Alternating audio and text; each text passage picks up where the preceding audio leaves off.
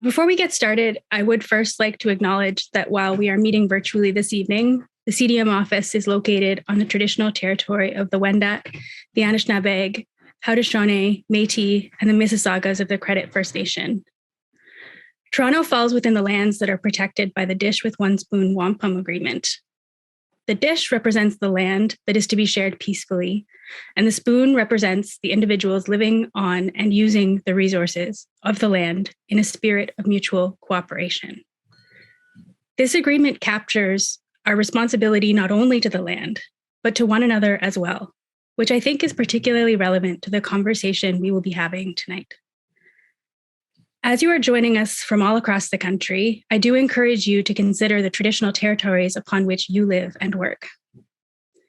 We must also recognize and underscore the significant and unjust health disparities that Indigenous peoples continue to face today due to systemic racism and the ongoing effects of colonialism. At CDM, we are committed to working to reduce these inequities as part of our work to advocate for better Medicare. I'd now like to introduce you to the moderator for this event, Dr. Amit Arya. Dr. Arya is a palliative care physician who works in hospital, home care, and long-term care. He is currently a member of the Freeman Center for Palliative Care at North York General Hospital in Toronto. He is also the palliative care lead at Kensington Health and serves as a lecturer for the Department of Family and Community Medicine at the University of Toronto and assistant clinical professor for the Department of Family Medicine at McMaster University. Dr. Arya holds multiple leadership roles at the national, provincial, and local levels, and was awarded the 2020 Award of Excellence in Social Responsibility from the Department of Family and Community Medicine at the University of Toronto. In 2021, he co-founded Doctors for Justice in Long-Term Care, a coalition of over 1,000 physicians and researchers advocating for an overhaul of the long-term care system in Ontario. And we are very happy that he was elected to the CDM board at our AGM this past fall. Hey, everyone. Thanks so much for joining us this evening, or for our colleagues at West, perhaps a little later in the afternoon. I'm seeing in the chat box that people are posting where they're from, and I think that's a great idea. We would love to hear from you, where you're joining us in Canada or perhaps even in North America.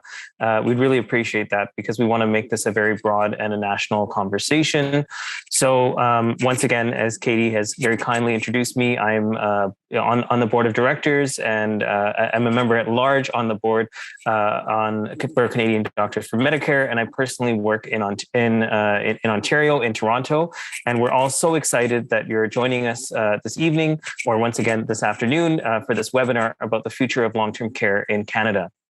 Most definitely, the conversation has shifted around long-term care, where many people are recognizing the importance because of the humanitarian crisis and tragedy that's occurred in long-term care homes in Canada, with more than 16,000 deaths from COVID-19 alone.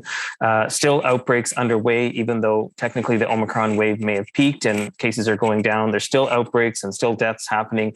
So we all know that going back to normal is simply not an option.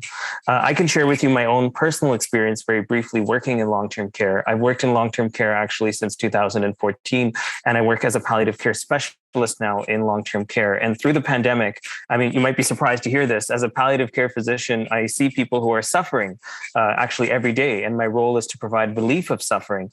But actually, the scale of suffering that I saw through the pandemic is something that is still very jarring to me, very traumatizing to me and my colleagues. And I worked in, actually long-term care facilities where there were over 100 residents who were infected at a single time. We would go into these facilities representing our hospital, and perhaps there were even dozens in a single facility who were actually at the end of life. I saw residents who were gasping for air without oxygen, health workers who were double and triple shifting. Of course, this is in earlier waves of the pandemic, and who were coming up to our hospital team, asking for masks, asking for gloves. They were falling sick themselves. Family members in earlier waves of the pandemic, once again, were locked out, and there was no one to pick up the phone. So they were anxiously calling and inquiring about the health of their parent or grandparent. And I'll never forget walking through sort of, a nursing unit in a long-term care facility where there was just one nurse who was actually on her very first day on the job. Everybody had COVID-19, and there was no PSW to provide any type of personal care in this facility or in that nursing unit, sorry. So there were actually residents who were staring at food trays and staring at glasses of water, and we took our time trying our best to try to feed them and try to make sure people were hydrated. And I remember how traumatized we were and how we debriefed after working, 14 or 16 hours in this facility. We were all very crying. And through the pandemic, I think what's happened in long-term care has really revealed to us how little we value human life and how little we have actually done to care for the people who have actually built the very society that we cherish. These people are actually, parents, grandparents, aunts and uncles. And ironically, what I saw, all the facilities that I was involved in, or I would say almost all of them except for one, which had large-scale COVID-19 outbreaks, were private for-profit long-term care facilities. And once again, it's ironic to me that the people who were in these facilities, who were suffering and dying and neglected, belonged to the Tommy Douglas generation, who gave us Medicare and gave us our so-called universal healthcare system in Canada. But yet their last phase of life was actually in these private for-profit long-term care homes, where shareholders continued to receive millions of dollars in dividends, but the corporations and the ownership of these facilities were not held accountable to provide sufficient care. We all know that the system is completely broken. We need fundamental grassroots level changes, and we need a complete overhaul of the system. We need to rise up as a society and hold our elected officials accountable. It's now or never. And that's why tonight here at CDM, we think it's very critical to have this discussion, to dive into these issues around long-term care and discuss how we can collaborate and work together to rebuild the system that not only takes better care of our loved ones, but also respects and values the role that health workers and essential caregivers provide in providing that care. So thank you so much once again for being with us. And just a brief tidbit about Canadian Doctors for Medicare. We are a nationwide evidence-based and non-partisan organization dedicated to preserving and strengthening Canada's publicly funded healthcare system. And we advocate for innovations that are evidence-based and improve access, quality, equity, and sustainability in our healthcare system. So if you're a medical student, a resident, a physician, and are not a member of Canadian Doctors for Medicare, please do consider joining us so that you can stay engaged on topics that are very important to Canada's public healthcare system, including this vital work to overhaul elder care and overhaul long-term care. So we're going to add a link in the chat box to where you can become a member.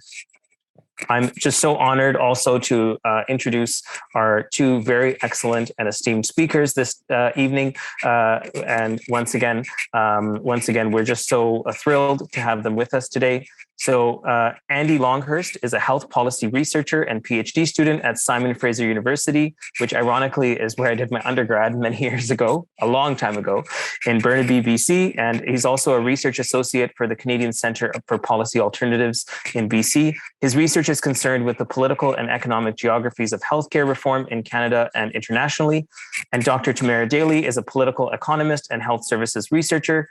She is a professor of health policy and equity at York University and the director of the York University Centre for Aging Research and Education and director of the SSHRC International Partnership for Age-Friendly Communities within Communities. Her scholarship focuses on gender, healthcare access, working, living and visiting conditions in long-term care, and promising practices and policy solutions to support health equity for older adults and their care providers. In a moment, we'll start talking to our esteemed panelists and learn a lot this evening. And we'll start talking about the scene of, the current state of long-term care. And once again, we'll review how it's been impacted throughout the pandemic and how we can plan for the future of Medicare. We then do encourage you to use the Q&A function. I believe it's the Q&A function. Is that right, Katie, for this version of Zoom? Just the chat, or then later they can raise their hand. Yeah, sorry about that. There's different versions of Zoom, so I just wanted to be clear. So yeah, please do use the chat function if you have questions. And we want to make this as interactive and conversational as possible. So please do put questions in the chat box, and definitely during the second half of the webinar, we'll pose those to those panelists. So Starting off the conversation, we know that the pandemic has shone a light on many longstanding issues in our long-term care system, but it's also brought up immediate concerns around things like infection control, which were not perhaps as acutely, in the public discourse before. So, Dr. Daly, could you help our audience to understand some of the COVID-specific issues that have impacted Canada's long-term care facilities, and how specifically did Canada fare compared to other countries in the world with respect to long-term care? Thanks, Dr. Arya. I think we need to start by understanding that and I'm going to speak particularly about Ontario and then Canada as well, because our system in Ontario, and we have a provincial and a territorial system, so we don't have just one approach to long-term care. We have multiple approaches. But one of the things that happened in Ontario very early on was that we moved to protect our hospitals. And in doing so, I think we started to create some of the real challenges that were faced by long-term care facilities.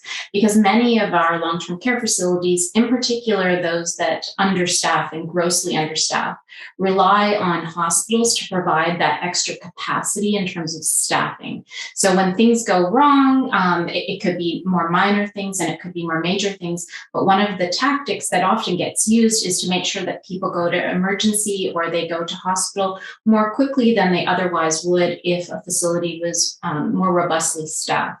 So we saw very early on a lot of protection of our acute care hospital beds. And what that meant was that long-term care residents remained inside of long-term care facilities. And at the same time, we had fewer physician visits. So physicians weren't attending inside of long-term care. And we had COVID that spread rapidly. And, it was 2 years ago, we didn't have vaccines. And we know that the first and the second wave were particularly damaging to long-term care residents and to long-term care staff.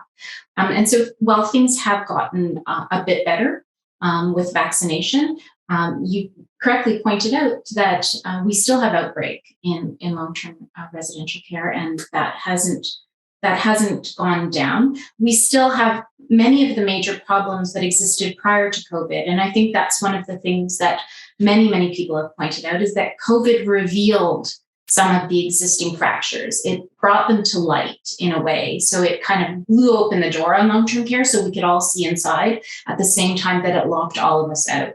So when family weren't able to get into long-term care, we didn't have that extra set of hands that was often required in order to provide even the most basic of care functions. So family often do the sorts of things like helping with dining care, helping with mobility, getting people out and around, making sure that people are hydrated, making sure that people are getting their meds on time, and those sorts of things. So they provide the eyes and the ears. But when family were locked out, that wasn't happening. And of course, we also had staff that were unable to come in. So it was kind of a tragedy that multiplied in a variety of ways. So it was coming both from the position of long-term care kind of being isolated from the rest of the system, but also being isolated from the rest of us. Yeah, thank you so much, Dr. Daly. You brought up some excellent points about why our long-term care system fared so poorly. Definitely, there was a kind of a myopic response where there was a focus on acute care hospitals and people didn't really look at long-term care facilities, which, as you rightfully so once again said, we're never really designed to look after the people who are living there and to meet their care needs. And we're dependent on acute care hospitals in the first place. And we already have a big shortage of health workers in long-term care. And when health workers started falling sick and family caregivers were locked out, it made the residents doubly vulnerable, where once again, neither were there enough health workers and neither were their family members, who are usually the essential care partners in long-term care, present. So, Andrew, we'll turn it over to you. I mean, you, of course, live in British Columbia, where the weather undoubtedly is very different than it is in Ontario this evening. What have you seen happen in long-term care with respect to COVID in your province? And how would you say that differs from Ontario, perhaps? Yeah, it's a really great question. I mean, I think in a lot of ways, many of the issues that Tamara has brought to light very much ring true in BC. I think in the first wave of the pandemic, BC was recognized, and I think rightfully so, for quite a thoughtful response in terms of the long-term care sector. And so that included what's referred to as the single site order. So this was ensuring that workers in long-term care were not moving between sites and that they were guaranteed full-time employment in one care home rather than moving between care homes as a measure to reduce the risk of spreading COVID-19 to other facilities or moving around. So we're, again, reducing that risk of transmission. So, that was recognized, and I think BC really led the charge in that regard. Now that we're going into year 3 of the pandemic, I think we do have the ability to reflect and look back, and I think that's really important. We're at a really pivotal moment, I think, not just in long-term care, but where we are within the pandemic more broadly. And I think I would sort of give it mixed reviews now, looking back with 2 years of evidence and experience. So just to give you a sense of what's happened in BC, we've had nearly 600 long-term care outbreaks ranging in size, some very large and some much smaller. One thing that has changed now, which is going to complicate our ability to understand what's happening in the sector, is that the definition of outbreak has actually been changed in British Columbia. So it's now a discretionary definition that is up to the medical health officer, not just dependent on a number of cases or evidence of transmission. And so what this means now is, and we're already starting to see this, is challenges with outbreaks not being reported in the way that they once were. But looking back at 2 years of what has played out, we've seen nearly 3,500 cases among long-term care workers, predominantly care aides, or what in Ontario, the folks who are providing the majority of frontline hands-on care, personal support workers would be the term in Ontario. We call this really important workforce care aides. We've also seen nearly 7,000 cases among residents and over 1,300 deaths in long-term care in BC. And this represents nearly half of total deaths in BC. Again, these are official counts. And the thing, just as a caveat here, I think there's been some really important work done by Dr. Tara Moriarty and Nora Loretto looking at excess mortality in Canada. And Dr. Moriarty has continued to track this in BC, unfortunately continues to be one of the worst performers in terms of reporting cause of death. So we lag in terms of timely release of that data. So one of the caveats in saying all of this is, in terms of mortality related to long-term care, related to COVID-19 and long-term care, I think we do need to be cautious because there are some real limitations to our data here in BC. And this is not just limited to the long-term care sector. But that said, I think we do have a lot of lessons that are learned and that have been quite pronounced throughout each wave. So yes, we have vaccination. It's an incredibly powerful tool. But just going back to my comment about sort of a mixed review of BC's performance and some of the issues that are, of course, playing out in all provinces. I think one of the biggest issues is we're still not taking the airborne nature of COVID-19 seriously in BC. And that goes, I'm not going to speak for other provinces, but we know that goes, it's similar in other provinces.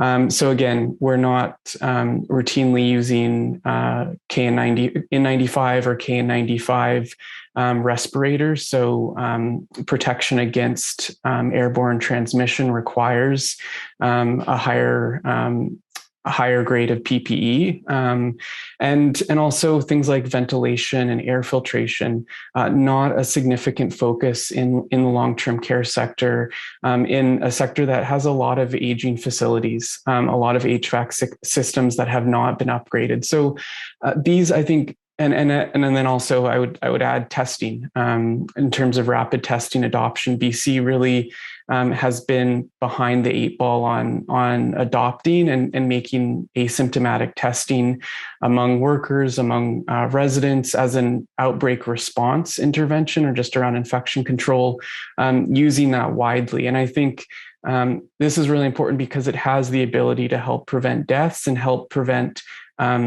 larger outbreaks from becoming large. You can, if you respond very quickly with rapid antigen testing, it is an important tool. I think it's really important that we start to see it used more widely.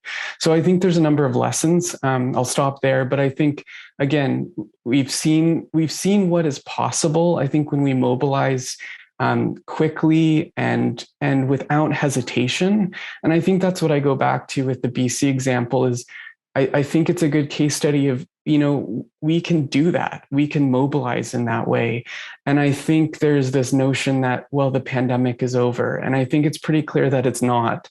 And I think really getting serious about the fundamentals of pandemic response and the airborne nature of COVID-19 is what will be necessary to continue protecting and preventing infection and death, both among infection among residents as well as workers. And I think that's another important piece here is just the extent of infection among the long-term care workforce. It is the occupation healthcare that has the highest number of occupational claims from WorkSafe BC. So again, these effects extend beyond they extend throughout the workforce and family members and those that are in situations where they're sharing housing. And yes, again, vaccines are a very powerful tool, but we know that infection can be disruptive and we know that COVID can have long-term effects. So I think all of these things we need to learn from. And in BC, I think there's an opportunity to do that. Yeah, thanks so much, Andrew. You brought up some excellent points around lack of transparency in the long-term care system and how even through the Omicron wave, when at this point we actually know so much about COVID-19 and we have so many tools at our disposal, such as rapid testing, such as the knowledge that, of course, COVID-19 spreads through airborne transmission.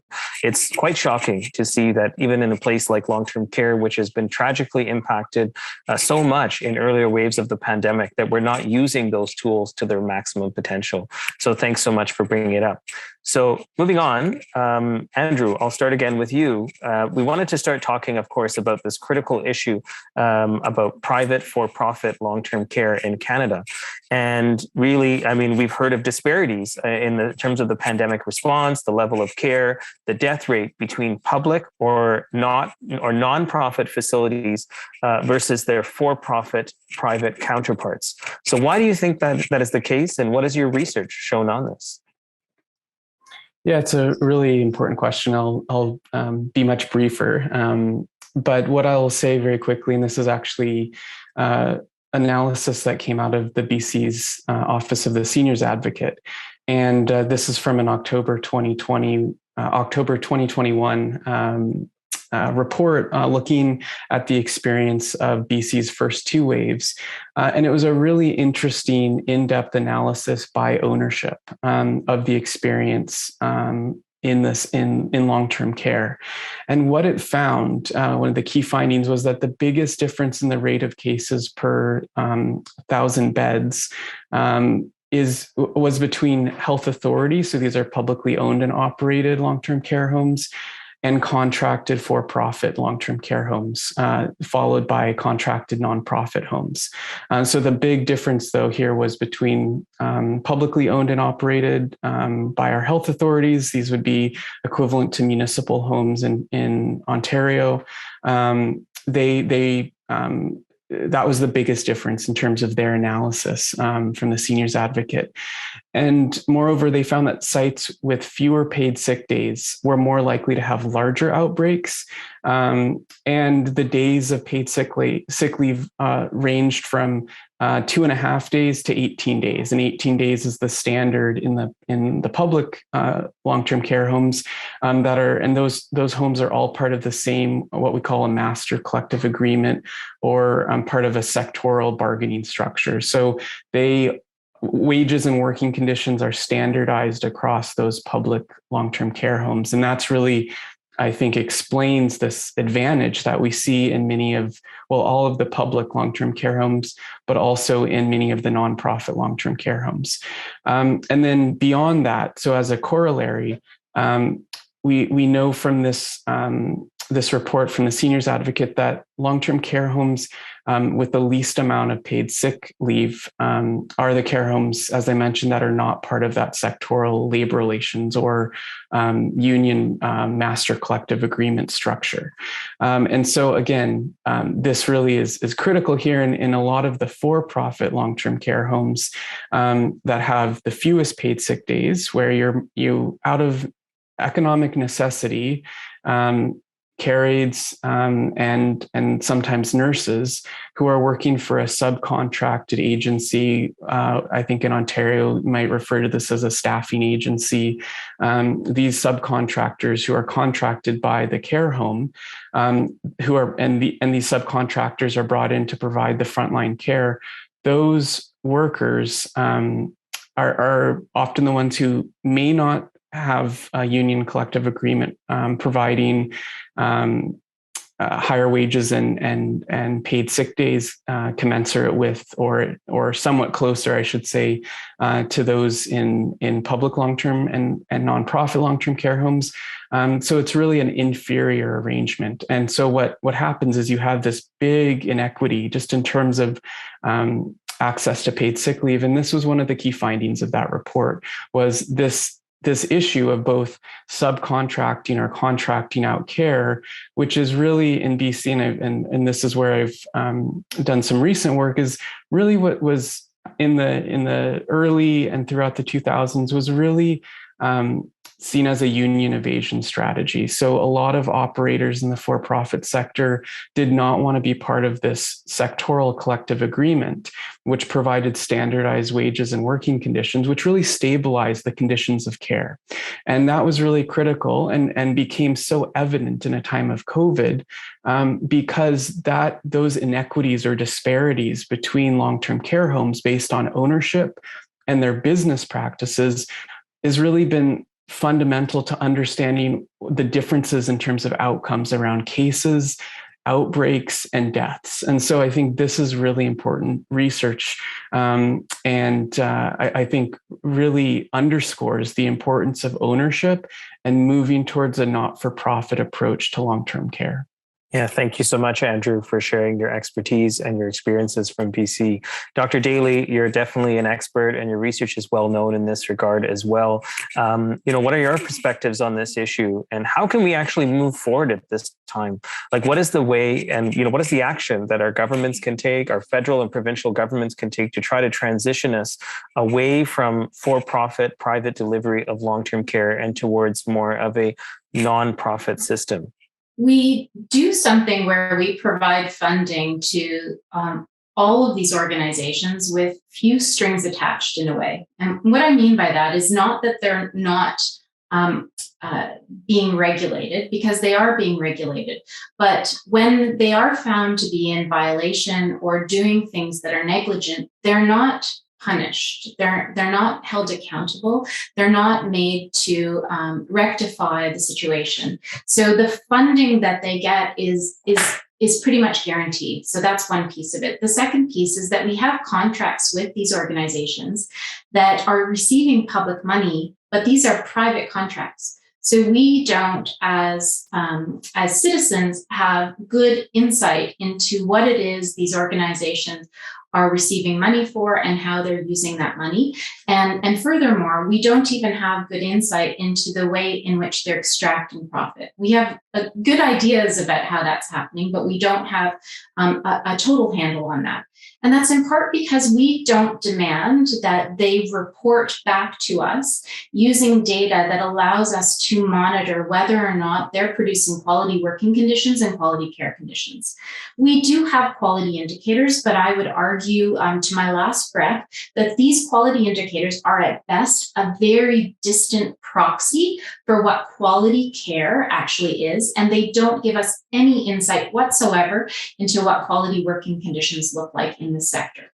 So if we were to really think about trying to make sure that we improve the sector overall, we would look at the data and the evidence that suggests that nonprofit and public homes do tend to have higher quality outcomes to begin with, and then proceed from there and find out and sort of shine a light on what it is that creates these conditions. There's lots of research that shows us what it is that creates these good conditions of care and good conditions of work. And we would then expect organizations to report back to us as citizens on how they're performing with respect to these various metrics. And, a couple of them: staffing turnover. Like, how can you retain your staff? What's the rate of pay? Do your staff have job satisfaction? What proportion of permanent staff are part of the facility? Do they have benefits? Do they have sick days? What about the hours worked? Not the hours paid, but the hours worked. What's the rates of emergency department transfers on a kind of a quarterly basis? What is the turnover rate of residents? And that sounds like a really crass way of saying, what's the death rate? Is there a higher death rate at your facility compared with other facilities that have an equal complexity of resident needs? What about the agency staff? How often are agency staff used? And if then we want to think about setting up a system where we really want to end up, we want to design a system where it looks like where we want to end up. So we could then think about, well, how is the community engaged in that particular facility? Are people from the community coming in to eat at its cafe or engaging with residents differently? When we've done research in other countries, this is a normal part of long-term residential care. You don't get these kind of isolated places with, doors that are closed to the community. You actually have long-term care as a part of the community and a place where people want to go and spend time and use its space and engage. Having universities and schools that are involved in learning with and for residents, and thinking about just all of the ways in which we might be able to measure quality of life and quality of work differently, that don't just suggest that this is, the ways in which we're actually measuring for quality. So I think we can transition if we have better data transparency, because with that data transparency, I think we can more effectively compare and contrast, and we can better understand how it is that organizations are extracting and doing the sort of profit taking that is has been so harmful to this sector. Yeah. Thank you so much. I think you brought up a lot of excellent points, Dr. Daly. Thank you so much for talking about them. There's definitely longstanding issues in the sector. And one, big theme that's emerging, I feel, from this discussion is how important working conditions are, how important the health workers are, and how working conditions actually determine the living conditions of the residents. So those two are directly tied and very closely, we have to look at that actually at this point in time. So thank you so much for bringing up some of those important points. Just moving on a little bit in the discussion here with respect to time as well. Andrew, can I ask you a little bit to talk about working conditions and start that conversation about labor regulations, start speaking a little bit about, why are there high rates of turnover in long-term care? It's complex, and Tamara and Pat Armstrong and Margaret McGregor and Albert Banerjee, there are so many people that have done and contributed a wealth of knowledge on these topics. So I'm collectively pulling on that knowledge. But I think, to try to be brief here, we went into COVID-19 with the sector in really a place of crisis. And I think it's multifaceted how we got here. I think part of this is a story of public finance and fiscal austerity around not making the investments in our collective social infrastructure and healthcare services and our communities. And I think, really, I want to make the point that long-term care should be really embedded within the communities that we exist in. And I think that's the vision when we look at some of the Nordic models. That's where we need to be going, just in terms of really ensuring that long-term care is not institutionalized as a way that, we don't want to see what happens there. We want to close it off, and we don't want to have any connection to it because it's maybe too concerning and it's too tragic what it has become. So I think, for me, your question about how do we get there and how do we address the workforce challenges? Well, first of all, people have to be paid appropriately to work in the sector at a rate that actually reflects the very difficult and demanding work that everyone is doing in long-term care, and that's not currently the case in many respects. So I think valuing that work has to start with. And what we saw, and I think this is a good story. It's something that has been picked apart over decades in BC, but coming out of the 1990s in BC, we had this sectoral structure which standardized wages and working conditions, which meant that, you weren't going to see the kind of turnover in one care home because people were trying to get to a different care home that paid better wages and had, a better sick leave provision. The whole intent behind this structure was to create parity, and then you wouldn't have the instability in the sector. And in fact, coming out of the 1990s, we didn't have the instability that we see today. So I think there's a lesson right there for something that we know historically we achieved and we did, and unions fought for this, namely the Hospital Employees Union in BC, and something really powerful was achieved, but it was in the name of really austerity and cutting back. A lot of that structure was dismantled in very explicit and targeted ways through legislation and through other policy measures. So I think we can look to that history, I think, as something that all provinces should be looking at pursuing to create stability across the workforce.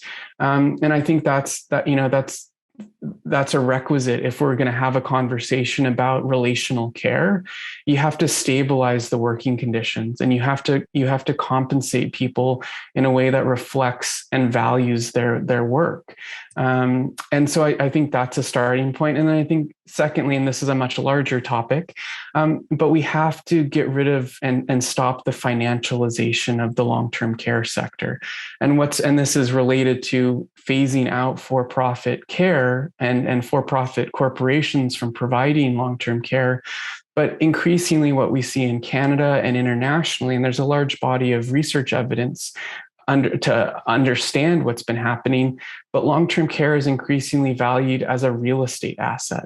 And so that's increasingly driving decisions by these investors and their boards and their shareholders is treating long-term care as something where you can extract significant public dollars very quickly from ownership of long-term care, and you're basically amassing real estate portfolios. And so that's increasingly what's happening. And we can look at the US as a really stark reminder of where that takes us. But also we look at England and increasingly in Canada, the financialization. So treating long-term care as a financial asset rather than care, and it needs to be done based on a nonprofit ethic of care where you're focused on creating relational care, high quality care. And really those are the conditions through which good quality care is going to be possible. And those are really the determinants. So I think, I'll stop there, but I think, those are really important pieces as we talk about moving towards a vision of long-term care that meets our needs for years to come. Yeah, thanks so much for sharing that perspective, Andrew. I'm just going to read out, maybe I should have done it earlier, but I'm going to read some of the comments in the chat box. There's a really engaging conversation going on in the chat, I think, and I encourage you all to have a look. So a little while ago, Trish Rossthorn, rightfully so, brought up that actually the death rate in sort of people living in the community, people living in seniors apartments, living in their own homes was much, much less compared to those who were living in long-term care facilities. So it's a great question. Why are we sort of continuing with congregate living situations where people are not receiving enough staff to care for them? And, infection is rampant when the majority of Canadians want to age in place. People don't want to end up institutionalized in long-term care. And that's definitely something we'll bring up to our panelists shortly. Dale Duar has shared, and I hope I'm not saying her name incorrectly or too incorrectly, has kind of shared that long-term care should definitely be an election issue. And I would definitely agree with you. And, we hope that actually elder care and actually how we look after people with disabilities will become an election issue. And the pandemic has really shown us how ableism is a public health crisis. And really it is ableism that is at the heart, in my opinion, of the long-term care crisis, because people who live in long-term care live with a disability. These are not healthy older adults generally who are high functioning. The reason they're in long-term care is because they need help and support. I see here from Karen. Karen Palmer is our policy expert and is, part of Canadian Doctors for Medicare, has shared this excellent report on COVID-19 infection prevention and control in long-term care facilities comparing to OECD countries. Paul Taylor has shared that, of course, there's a lack of proper provincial regulations. Inspections are need to be unannounced, and penalties need to be enforceable. Moving on, looking at some of these comments, and I'm just skimming through them just in the interest of time. Brian Smith has said that minimum wage in Ontario is $15, but the living wage or the livable wage is actually around $24. I guess it varies, Brian, depending on which city that you live, but it's very true that, it's very hard to retain staff when they're already so overworked. Short staffing is actually a vicious cycle, which leads to more and more burnout and exhaustion, and it's part of the exploitation that actually exists of health workers in the long-term care sector. Many of these health workers are actually working women, and they can't feed their kids, and they have caregiving sort of duties at home as well. And this is obviously a major issue. Thanks so much for bringing this up. And just sort of moving on. Once again, I can't go through all the comments, so I'm just skimming through, sort of what I see. Trish has once again said that ageism is the way of changing, or is in the way, of changing how older adults are cared for in Canada. Absolutely agree. And, we need sort of geriatric oversight. And I'm completely in agreement with this comment. And I think it's very important because actually 2021 was the year when baby boomers turned 75. So that's actually our largest age cohort. And we know more and more people are going to be requiring health and support as they age. More and more people will be living with a disability or a very serious illness like dementia, heart failure, COPD, and they will need more help and support, whether it's through the home care system or the long-term care system as well. Sort of reading some of the comments here.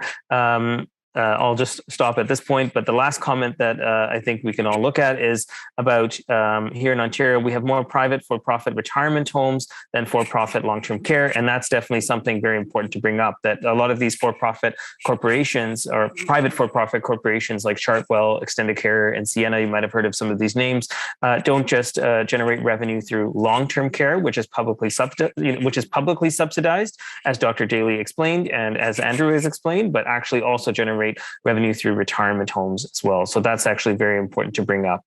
Dr. Daly, I do want to bring the conversation back to you as well. And we're having an excellent conversation here about health workers and how to retain health workers. So, do you have anything to add? And what are your thoughts about how we can solve what is really, a health and human resources crisis in our elder care system and in our long-term care system? Yeah, thank you for that question. A lot of workers really talk about the satisfaction that they get from doing the work. And when we looked at this using some survey data, one of the things that we found is that workers were more likely to want to leave their job when they weren't getting to do the full complement of care. And what we mean by that is the inclusion of social care. So when it's very task-driven work that is focused on very, very narrow sets of tasks, and workers aren't getting a lot of time to do the sorts of things they would associate with social care, the chatting, the comforting, spending time, they are more likely to leave their job. And also when they're not getting what they perceive to be support from their immediate supervisors, they're more likely to leave their job. When they're not receiving, as has already been mentioned, a livable wage. They are not able to actually meet their needs of their family with the wages that they're earning. They're more likely to leave their work as well. One of the things that we do see is that people sometimes will pop in and out of long-term care and hospital work, because in Ontario in particular, doing the same sort of work in a hospital setting pays you more than if you're in the long-term care setting. And then it filters down to home care as well. So home care, you make the least amount of money. But what we typically find is that people choose long-term care or home care. And sometimes that's based on their preference for the style of work that they do like. But job satisfaction is really central to this. What we've seen in places like Australia as well is that having a career ladder and some opportunity to get different remuneration for the amount of experience that you have and the knowledge that you bring to the job is also an important factor. And we don't see that in Ontario. If you start your job as a PSW, 25 years later, you could still be a PSW. There's no way to shift around what it is that you do. There's no added levels of responsibility or different type of work that you're able to take on. So I think we have to think about this work in terms of the gratification that it provides, as well as the remuneration and the satisfaction. I remember reading one of the reports from one of the for-profit organizations, and they were trying to explain away why they weren't able to retain workers. Like they just said, we really just couldn't get most of our workforce to pick up the phone and come into work. And it was so clear to me that they were trying to sort of blame the workers or blame the government policy for not allowing workers to work at more than one facility. But what to me that shows is that workers were choosing the facility where the conditions were better. They were choosing to work at the places that respected them, that gave them the hours, that where they were able to have more control and autonomy over their work lives. And I think that the other thing that we have to remember is that good jobs mean that you get to make decisions as a part of your job. You don't have a job orientation that is so task oriented that you can't really decide or shift gears or do something that's in the moment. And so in some of the best places where we've done observations around the world, we've noted that workers get an awful lot of autonomy to do the sorts of things that make a really big difference to people's lives. So whether it's like making the decision to go outside for the afternoon or do an activity that's totally different, or to do no activity, or to sit down and play a game of cards with someone because that's what they need in the moment, those sorts of things should be available to care workers. But in the way that we've constructed and organized their work, there's very little opportunity to do any of those sorts of things that we would associate with good quality of life. So I'll leave it. So thanks so much, Dr. Daly. Once again, I think you brought up some excellent points. Care in long-term care is often rationed and regimented when it should really be individualized. And we focus so much, and it's actually quite sad to me that there's a lot of focus, and, it's not wrong, on what we call the basic care needs, making people are bathed and fed, and, they're given their medications on time, then they're monitored for their vital signs or other signs of pain or issues. But what we're forgetting is really that, these are human beings, and we're focusing very little on the psychosocial aspects of care and how actually to provide people hope, meaning, and joy who live in long-term care and, at large in the elder care system as well. So that's something very important. And also you brought up another topic, which I'm thinking about, and I think we should all think about a lot, is equal pay for equal work. So why is it that, you can be a PSW working in home care and you're paid like maybe $5 less than long-term care. And then, if you go to acute care, it's $5 or $10 more. So that actually makes no sense. And we need to invest a lot more in people who are working outside of acute care to make this system actually equitable and function a lot better. Once again, great comments coming into the chat box. We won't have time, unfortunately, to get through all of them, but I encourage you to, to read them. And I just feel this conversation is so complex, but also so important. Unfortunately, time is going to be our biggest barrier tonight, where we won't be able to get through all of the things, that we want to speak about. But we do hope, of course, that you'll keep coming back, and you'll keep coming back to speaking, attending these excellent webinar series for Canadian Doctors for Medicare. I'll just sort of ask our panelists a final question, maybe in 2 sentences. If there's, something that you had to change in the long-term care system, what would you change right away? And what would you ask our governments to look at? That's a tough one, because the right away question, does anything ever happen really right away? But as an immediate thing, I would demand that better reporting and better data on the sorts of things that I mentioned previously, because I think we can have a better handle on how to call out the bad apples, and to really try to shift at a minimum, how to shift their behavior rather quickly if we have better data of the sorts that I was talking about in terms of staffing levels, et cetera. That was more than 2 sentences. I'm sorry. No problem. Thank you. I'll hand it over to Andrew. I'll go for the big one here, which is, any new long-term care homes or long-term care beds should be in the nonprofit or public sector. And I think we need to demand that as citizens, and as, across the country, this needs to be the focus. Because in many cases, we're losing a lot of the nonprofit care homes, and we're losing a lot of our public care homes that are actually providing higher quality of care when we look at a lot of these key indicators. So that's my big dream, and I think it's achievable, and I think we need to push governments to make this a commitment. Excellent. And maybe I'll say one thing too, but I think all 3 of us are saying different things, but I think there's no reason that, the political will should not be there. It's very important. And I honestly feel we need some type of citizens movement to reform our entire healthcare system and overhaul many, many aspects of our healthcare system, which have been frankly, and shockingly exposed as inadequate through the COVID-19 pandemic, especially how we treat people with disabilities, especially how we treat older adults. That's something that's very important. But if I had to pick one thing, I think I would pick more investment in home care, where we would not need to build as many, large facilities or institutions. And maybe along with that, making long-term care facilities more home-like. And we've talked about that as well. So combining both of those, I think, would be very important. So I think we have time for just one quick question.